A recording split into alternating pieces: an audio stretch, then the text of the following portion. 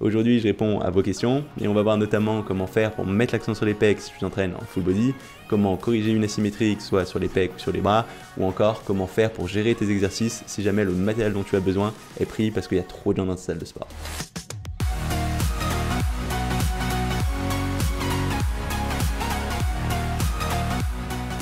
Salut, c'est Nico et bienvenue dans cette nouvelle vidéo un petit peu particulière parce qu'il va s'agir du premier épisode de type questions-réponses.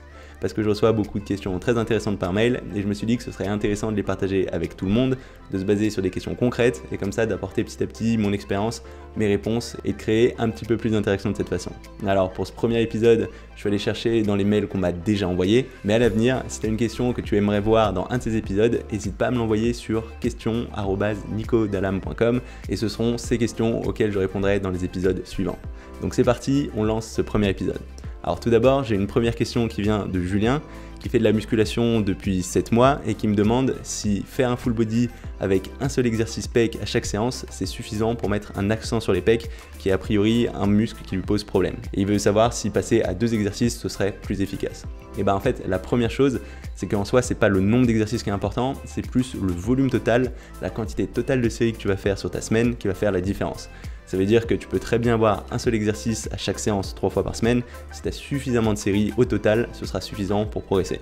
Et de façon générale, avoir 10 à 20 séries au total sur ta semaine par semaine sur ces pectoraux, c'est plutôt une bonne façon pour progresser. Donc j'essaierai d'être plutôt autour de 15 séries. Après, ce qui est vrai aussi, c'est si tu es quelqu'un qui a du mal à sentir tes pectoraux, c'est probablement parce que tu as du mal à bien les isoler. Et dans ce cas-là, je pense que c'est assez intéressant de mettre un exercice d'isolation avant ton exercice pec qui va te permettre de faire monter le sang dans ce muscle pour bien le sentir et mieux le recruter ensuite. Ça, j'en ai déjà parlé dans une de mes vidéos Déclic qui s'appelle Déclic Pec que tu peux aller voir maintenant et dans laquelle je donne un petit programme où je t'explique concrètement comment mettre ça en place, que tu sois en full body, en split ou dans n'importe quel autre programme. Donc la réponse c'est oui, avec un seul exercice pectoraux par séance en full body, tu peux tout à fait progresser sur les pecs, mais si c'est un point faible, ce sera intéressant de rajouter cet exercice d'activation avant pour mieux sentir le muscle et plus facilement le recruter. Ensuite, j'ai reçu 2 questions assez similaires. Une première question de Vincent qui me demande comment faire pour lutter sur une asymétrie au niveau des pecs et ensuite une question de Corentin qui me pose la même question mais cette fois au niveau des bras. Et c'est un sujet que j'ai pas mal creusé parce qu'en fait j'ai été confronté à ces 2 problèmes. J'ai eu à la fois un problème d'asymétrie au niveau des pectoraux que j'ai toujours dans une certaine mesure. J'ai le pectoral gauche qui est plus développé que le pectoral droit et c'était aussi très vrai au niveau des bras. J'avais le bras gauche qui était beaucoup plus gros que le bras droit. Alors au niveau des bras je l'ai pas mal corrigé, je pense qu'on voit plus trop la différence. Au niveau des pecs j'ai amélioré la situation mais je suis encore à bosser là-dessus donc c'est pas terminé. Mais concrètement, ce que j'ai fait, la première chose, ça a été de me concentrer uniquement sur le côté le plus faible. Ça veut dire quand je fais mon développé couché, quand je fais mon développé incliné, mes écartés, je vais toujours avoir mon esprit dans le côté faible, à savoir le pec droit. Parce que de toute façon, ton côté fort, il va toujours progresser, même si tu ne te concentres pas là-dessus. Donc pour compenser, à chaque fois, tu peux commencer par te concentrer sur ta contraction dans la partie qui te pose le plus de problèmes. Donc c'est vrai pour les pectoraux, mais ça va être aussi vrai dans le cas des bras. Ça veut dire typiquement, je vais me concentrer que sur mon biceps droit quand je vais faire mes curls, et de cette façon, tu auras tendance à mieux le recruter et à équilibrer ton physique comme ça petit à petit. Donc c'est une première chose, ça a l'air anodin, mais ça fait vite une grosse différence. Ensuite, la deuxième chose, c'est de faire pas mal d'exercices en unilatéral. Ça veut dire des exercices où tu vas travailler un côté puis l'autre. Donc par exemple, tu peux faire ça aux haltères avec un curl, commencer par ton bras le plus faible, et une fois que tu as fait tous tes exercices sur ton bras le plus faible, tu vas passer à ton bras le plus fort, mais cette fois, tu vas te limiter au nombre de répétitions que tu as fait sur ton bras le plus faible. Ça veut dire que si par exemple, sur ton bras le plus faible, tu vas jusqu'à 10 répétitions avant d'arriver à l'échec, et bah quand tu vas arriver sur ton bras le plus fort, tu feras jamais plus de 10 répétitions. Même si ton bras pourrait en faire plus et qu'à 10 répétitions, il sera loin de l'échec, il va pas falloir que tu fasses ces répétitions en plus parce que sinon tu vas jamais réussir à rattraper ton retard.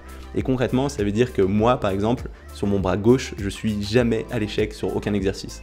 Je vais y arriver régulièrement sur mon bras droit qui est mon bras le plus faible, mais jamais sur mon bras gauche.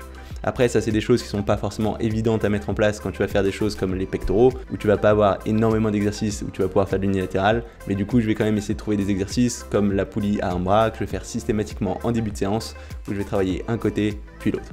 Donc la première solution pour moi, c'est le fait de te concentrer que sur ton côté le plus faible. Et ensuite, le deuxième grand point, ça va être essayer de mettre en place pas mal d'exercices en unilatéral où tu commenceras à chaque fois par ton bras le plus faible et tu limiteras ensuite ton nombre de répétitions sur ton bras le plus fort. Donc rien qu'avec ces 2 points, j'ai observé une grosse différence moi sur mes bras, j'ai pas mal corrigé aussi sur mes pectoraux.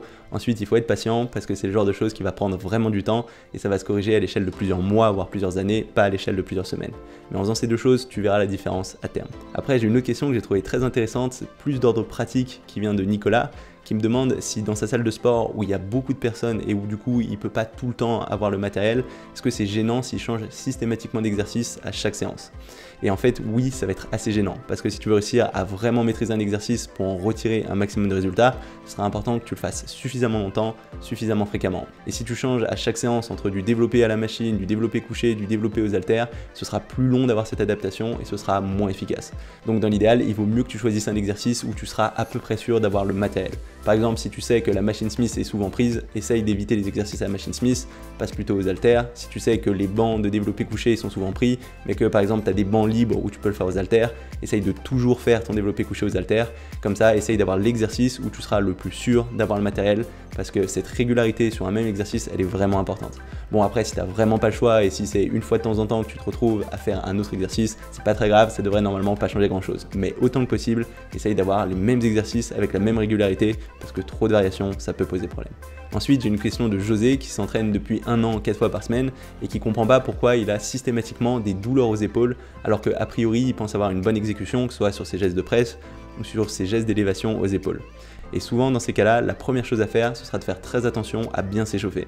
Moi personnellement, à chaque fois que je fais mes pectoraux, je vais passer 10 à 15 minutes à faire des échauffements rien que pour mes épaules. Parce que je sais que j'ai des faiblesses de ce côté-là et je sais que si je prends pas ce temps, je vais être à peu près sûr de me blesser. Donc je vais prendre le temps de faire des rotations d'épaules dans un sens, dans l'autre, des grandes, des petites, je vais faire des choses à la poulie, je vais prendre le temps de bien sentir le sang monter dans ses épaules et seulement ensuite je vais faire ces gestes-là. Donc la première chose, c'est de s'assurer d'être bien échauffé, ça fait vraiment toutes les différences. Ensuite, la deuxième cause très répandue que j'ai observée concernant ces douleurs dans les épaules, ça va être toutes les personnes qui vont mettre trop lourd. Et c'est pas forcément évident de s'en rendre compte. Parce qu'en général, à la salle de sport, les personnes que tu vas regarder autour de toi, elles ont toujours tendance à mettre plus de poids que ce qu'elles veulent vraiment gérer. C'est pas grave, mais il faut aussi avoir conscience de ça, parce qu'en fait, ce que tu vas avoir l'impression qu'il y ait des poids relativement légers, ça peut être en fait déjà assez lourd. Et par exemple, faire du développé incliné aux haltères avec des haltères de 20 kg ou plus, c'est déjà un très bon niveau. Et si tu es débutant et tu as ces performances-là, il y a fort à parier que ton exécution elle est peut-être pas parfaite et que du coup ça peut entraîner des douleurs articulaires, notamment au niveau des épaules.